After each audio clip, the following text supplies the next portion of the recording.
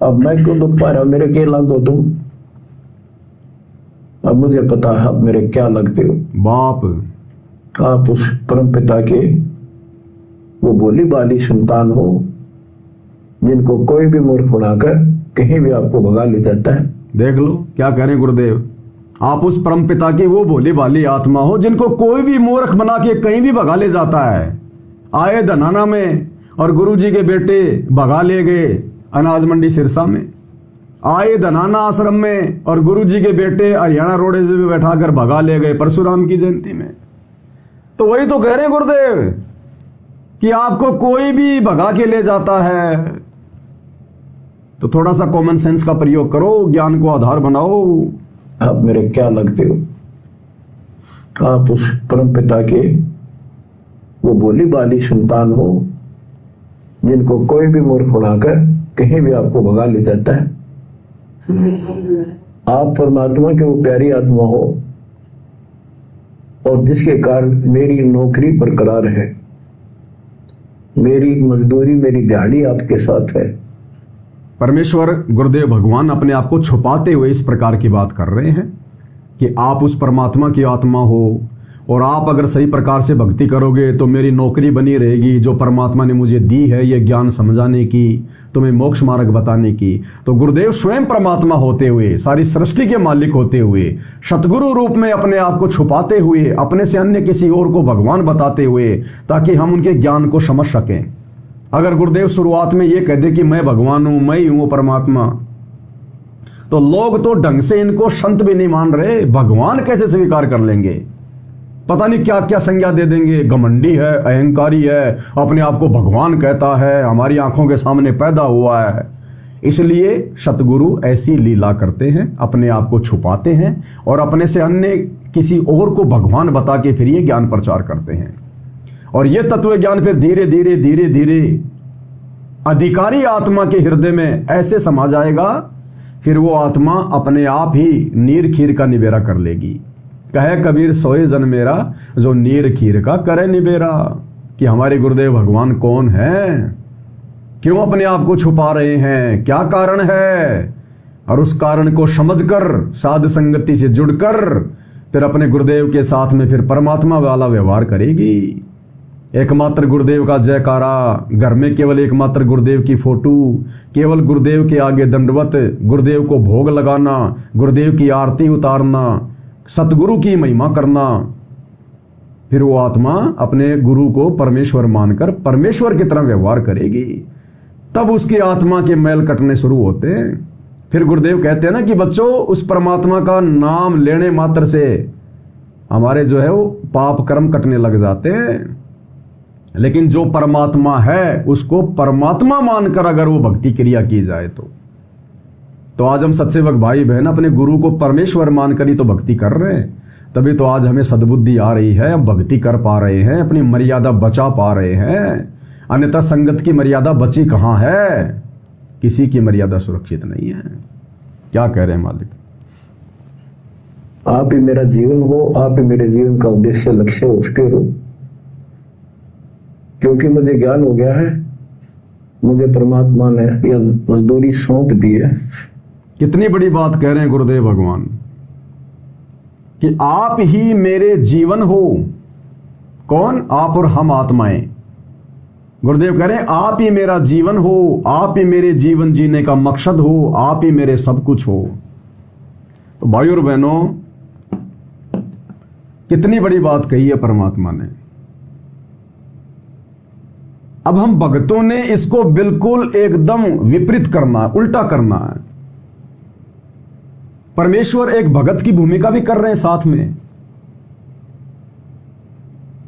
ये विचार आप और हम भक्तों की होने चाहिए अपने गुरु जी के प्रति। अरे आप और हमारे जैसे तो गुरु जी को लाखों हैं, करोड़ों हैं। हमसे तुमको बहुत हैं, तुमसे हमको नहीं। हम पढ़ते हैं ना वाणी में, गुरु जी तुम ना भूलियो चाहे लाख लोग मिल जाही, और हमसे तुमको बहुत है, यानी हमारे जैसे भगत तो आपके पास लाखों हैं, करोड़ों हैं जीव संसार में, पर तुमसे हमको नहीं। लेकिन आप जैसे गुरु हमें नहीं मिलेंगे। तो गुरुदेव कह रहे बच्चों तुम ही मेरा जीवन हो, मेरे जीवन जीने का लक्ष्य हो, मेरा टारगेट हो तुम। ये आप और हम भक्तों को कह रहे हैं गुरुजी कि नालायकों तुम भक्तों ने ये भाव अपने अंदर उत्पन्न करने हैं कि गुरुजी आप ही हमारा जीवन हो, आप ही हमारे जीवन का टारगेट हो, हमारा लक्ष्य केवल आप ही हो। हमने केवल आपको प्राप्त करना है, उस अमर लोक को प्राप्त करना है, सतलोक को प्राप्त करना है, मोक्ष प्राप्त करना है, इस काल के गंदे लोक से हमने छुटकारा प्राप्त करना है। आप और हमारे लिए अपने ऊपर लेकर गुरुदेव समझा रहे हैं। अब जब भगत का टारगेट सतगुरु हो जाएगा, सतलोक हो जाएगा, क्योंकि देखो आप और हम क्यों भक्ति कर रहे हैं? परमात्मा प्राप्ति के लिए। तो परमात्मा तो हमें मिल गया, तो भक्ति छोड़ देनी चाहिए फिर तो। जैसे एक भगत जी थे थोड़े दिन पहले जो साध संगति से जुड़े हुए हैं, लेकिन काल प्रेरणा से उन्होंने कहा कि ये तो व्यभिचारणी भक्ति हो गई। अगर आप अपने गुरु जी को भी भगवान मान रहे हो, फिर आप सतलोक की भी आप जी इच्छा कर रहे हो, तो ये तो व्यभिचारणी भक्ति हो गई। हमारा सतलोक तो हमारे गुरु जी में है। भाई और बहनों, गुरु जी में तो पूरा ब्रह्मांड समाया हुआ है। जाके अर्ध रूम पर शकल पसारा, ऐसा पूर्ण ब्रह्म हमारा। अब 650 साल पहले परमात्मा जी आए, तो परमात्मा तो सबको मिले थे, सबको दर्शन दिया करते थे। तो क्या हो गया? हमारा मोक्ष मिल गई, हमें मुक्ति। परमात्मा तो आज भी मिल गए। भाई परमात्मा प्राप्ति के लिए तो भक्ति करती है दुनिया, आप और हम भी परमात्मा प्राप्ति के लिए कर रहे हैं। तो हमें गुरुजी मिल गए ना, परमात्मा मिल गए ना, तो भक्ति छोड़ देनी चाहिए फिर कि गुरुजी तो मिल गए, ये हमारे गुरुजी परमात्मा है और परमात्मा के लिए मैं भक्ति कर रहा था, तो परमात्मा तो मेरे को मिल गए। तो उस भाई को भक्ति छोड़ देनी चाहिए क्योंकि उसको गुरुजी मिल गए। फिर तू भक्ति किस लिए कर रहा है फिर? भाई गुरुजी तेरे को मिल गए और गुरुजी के अंदर ही सतलोक है, तो भक्ति छोड़ दे, तेरे को तो गुरुजी मिल गए। ये भक्ति अंतिम समय तक करनी पड़ेगी। परमात्मा प्राप्ति का मतलब गुरुदेव ने बताया सतलोक की प्राप्ति। इस गंदे लोक से जिस दिन हमारा मोक्ष हो जाएगा और हम सतलोक में जाकर बैठा दिए जाएंगे, उसको कहते हैं परमात्मा प्राप्ति। तो ये कुविचार काल इस प्रकार से भक्तों के अंदर पैदा करेगा, साथ संगति में भी। अब लड़की की शादी होती है, उसका पति उसको लेने के लिए आ गया, फेरे हो गए और सुबह वो लड़का वापस अपने घर जाने लगे और वो लड़की मना कर देगी, नहीं नहीं नहीं नहीं नहीं, तू मेरा पति है, तू ही मेरा संसार है, तू ही मेरी दुनिया है और तू ही मेरा ससुराल है, मैं तो कहीं नहीं जाऊंगी, बस मैं तो तेरे से चिपके रहूंगी। तो वो मूर्ख लड़की है ना। अरे वो पति भी तो उसको कहीं ले जाने के लिए आया होगा, वापस अपने घर ले जाने के लिए तो आया होगा। और लड़की ना ना ना ना, मैं ससुराल नहीं जाऊंगी, मेरा ससुराल तो तेरे अंदर ही है। अरे तो गुरुजी भी तो हमें सतलोक से चलकर इस गंदे लोक में लेने के लिए आए हैं, सतलोक में ले जाने के लिए आए हैं ना। तो भाई और बहनों, ये छोटी छोटी जो इस प्रकार की गलतफहमी नहीं, ये काल पैदा करेगा। अब साथ संगति से जुड़कर, क्योंकि काल ने देख लिया कि ये आत्माएं छट चुकी हैं, ये साथ संगति से जुड़ी हुई हैं। अब जैसे आश्रम वाले भक्तों को आश्रम वालों के माध्यम से ही ठगा जा रहा है, आश्रम वाली संगत को आश्रम वालों के माध्यम से काल ठग रहा है। गुरुजी के बेटा बेटी भाई बंधु रिश्तेदार इन कोऑर्डिनेटरों के माध्यम से ठग रहा है। इसी प्रकार साध संगति से जुड़ी हुई आत्माओं को काल साध संगत वालों के माध्यम से ही ठगने का प्रयास करेगा। तो आप और हमने धोखा नहीं खाना, जो धोखा ये आश्रमों में जाने वाली संगत खा रही है। सतलोक हमारा निज लोक है, जहां हमारे परमेश्वर भी रहते हैं। इस गंदे लोक से ले जाने के लिए आए हमें परमात्मा। अगर हम सतलोक का चिंतन मनन नहीं करेंगे, उस अमर लोक के विषय में चिंतन मनन नहीं करेंगे, वहां जाने की सोच नहीं बढ़ाएंगे, तो यहां से पीछा कैसे छूटेगा?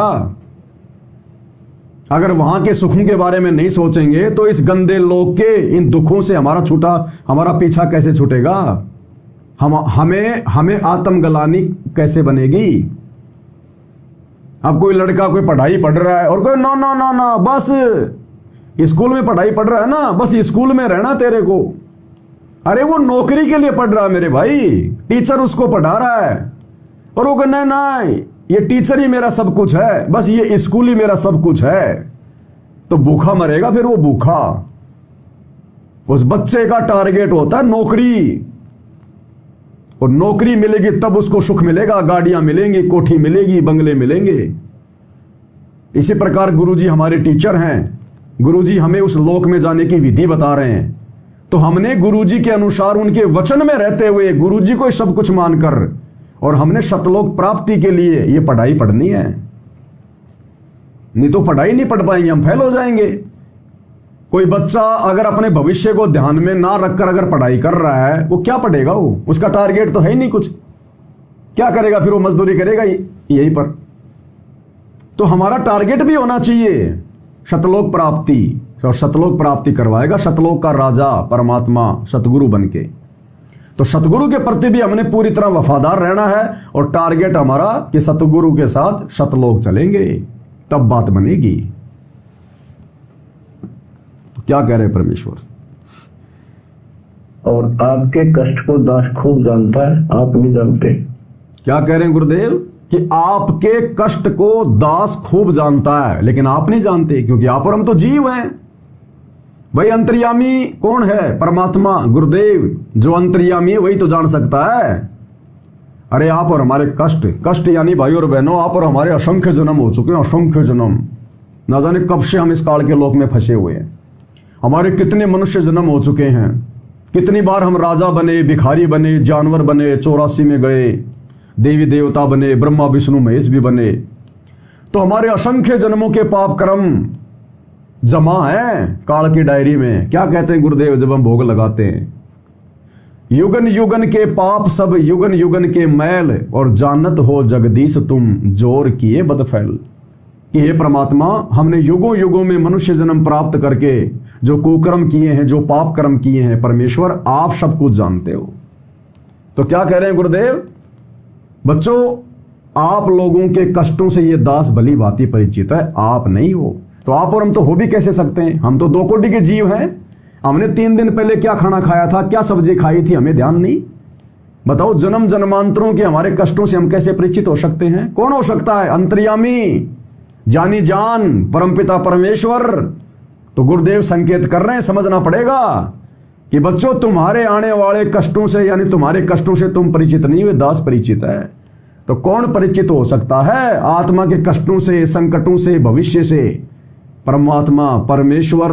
चीटी पायल बाजे पैर, साहिब सुनता है सब लहर। तो कौन हुए गुरुदेव भगवान? शब्दों से पकड़ो। शब्द सैन सतगुरु की पहचान है, वो पावे अटल सुहागरे। जो अपने सतगुरुदेव भगवान के इन संकेतों को जो समझेगा, वही आत्मा तो दृढ़ विश्वास करके फिर सतलोक जाएगी। कहे कबीर सुनो भाई साधो, मैं तो हूं विश्वास में।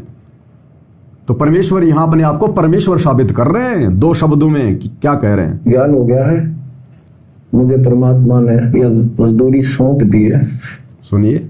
और आपके कष्ट को दास खूब जानता है, आप नहीं जानते।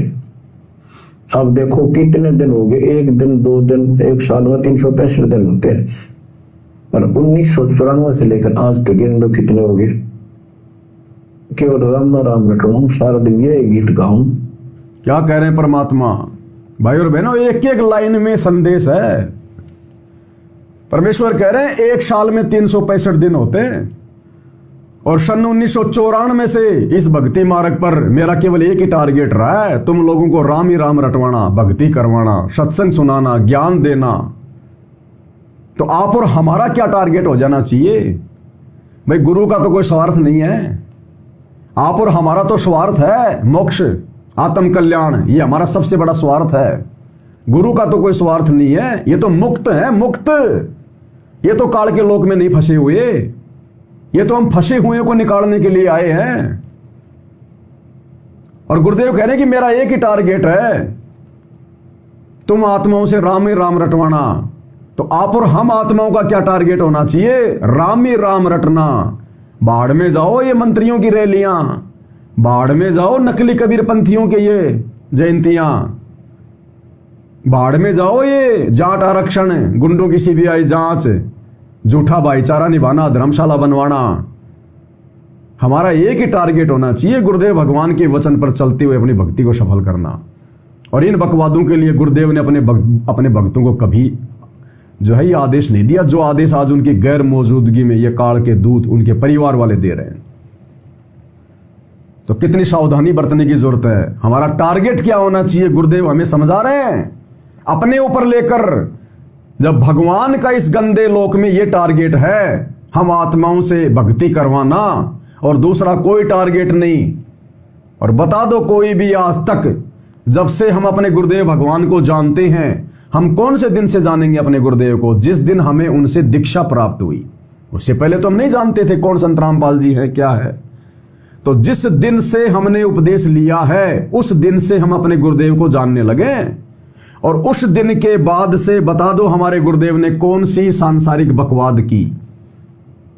क्या आपने या हमने कभी अपने गुरुदेव को किसी के साथ में यारी, दोस्ती, रिश्तेदारी निभाते देखा है? नहीं। क्या हमने गुरुदेव को कभी उनकी रिश्तेदारी में, शादी विवाह में, बात में, छूचक में, लेन देन में क्या कभी शामिल होते देखा है, सुना है? नहीं। क्या हमने अपने गुरुदेव भगवान का कोई मित्र हो, यार हो, दोस्त हो, या हमारे गुरुदेव भगवान कभी शिमला, ऊटी, मनाली या विदेश में, सिंगापुर में, थाईलैंड में कभी घूमने गए हों, जैसे नकली साधु संत महात्मा घूमने जाते हैं? नहीं। क्या हमारे गुरुदेव ने, जब से हम उनको जानते हैं, क्या उन्होंने कभी कोई राजनीति करी? किसी राजनेता के साथ में उनकी फोटो आपने देखी? नहीं। क्या गुरुदेव ने अपने भक्तों को ऐसा कोई आदेश दिया, या उन्होंने क्या कोई ऐसे काम किए?